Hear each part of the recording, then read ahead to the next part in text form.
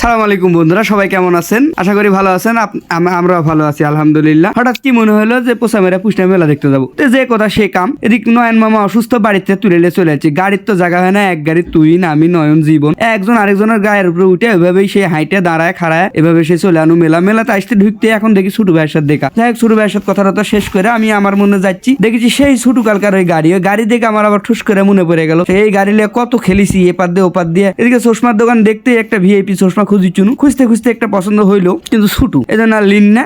এদিকে আমার নয়ন মামা তো সেই পছন্দ, না লিয়া আসবি না এমন একটা অবস্থা। আংটিও খুঁজনু, আংটি আমার পছন্দ হইল না, মানে নিচের ধার কাটা লিব না। এদিকে আবার তুহিনের কামার নাই, একটা বউ একটা ঘর সংসার, উনি আবার সেই বাটাবাটি জিনিস লিয়া সেই পাড়াবাড়ি লাগা দিই। এদিকে আমার মাথাতে আসলে যে সামনে তো জীবনের তুহিনের বিয়ে আছে, একটা অস্ত্রপাতি না কিনলে কেমন হয়। তো যে কথা সে কাম, একটা অস্ত্রপাতি একটা মহড়া দিয়ে দিলাম, যাই হোক পরে দেখা যাবে। এদিকে খাবো বলে ঘুরিচ্ছি, আসলে সব দোকানপাট বন্ধের পর্যায়ে তো ভালো জিনিসই দেখিচ্ছি না। এই খুঁজতে যায় সেই প্রথমে মনে হলো না আলু ভাজাই খাই, গরম ভাজিচ্ছিল, গরমই ছিল তো খাইলাম। এদিকে নয়ন মামার 2বার ইঞ্জেকশন দিছে খালি গ্যাসের একদিনে।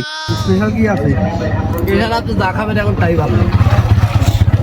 আপনি আপনার মতো করে একটা স্পেশাল কিছু দেন তো। আপনার মতন যেটা ভালো লাগে।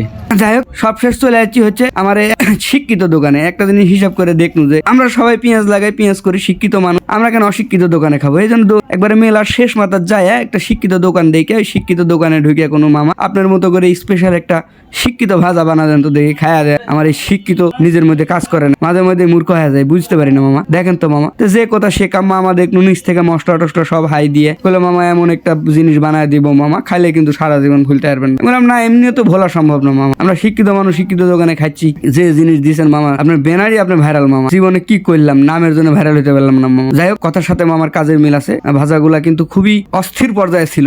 এদিক তুহিন আর জীবন খায় তো ওর থেকে আর আসবি না করছে মামার এই এলাকার বিয়ে টিয়া করে আমি ওইদিকে যায়, ওইদিকে মামার মাঝে মধ্যে ভাজা খাইতে পারবো নি, এই টার্গেট লিয়া খালি মামার সাথে পরিচয় পালা করিচ্ছে। এখন জীবন আবার এদিকে আইসা হচ্ছে ওই চাটনির দোকান থেকে আর যাবি না, না আমি চাটনি খাবো খাবো যেহেতু খা মামা। কোনো মামা এক সাইড থেকে দিক থাকেন দেখি কয় রকমের খাইতে পারি। এক সাইড থেকে রসুন চালতে বুট আরো 4-5টা রকমের খায়া দেয়, উঠে চলে আনো চটপটি দিয়ে 8-10 রকমের হচ্ছিল। সব মিলে খুব একটা অস্থির একটা পরিবেশ ছিল। এইদিকে নয়ন মামাকে দেখে মাঝে মধ্যে আমার খালি কষ্ট লাগিছে, নয়ন সবাই খাচ্ছি, নয়ন মামা বসে থাকিচ্ছে। চটপটির দোকানে যায় ওই একই অবস্থা। যাই হোক, রায় তো অনেক হয়ে গেছিল, আর ভাবনু দেরি করবো না, পেটে যেহেতু আটিছে না, আরেকটা চটপটি খাই চলে যাই। তো সবাই ভালো থাকবেন বন্ধুরা, আশা করি সবাই ভালোই আছেন। আমার জন্য দোয়া করবেন আমরা যাতে ভালো কিছু করতে পারি। আসসালামু আলাইকুম।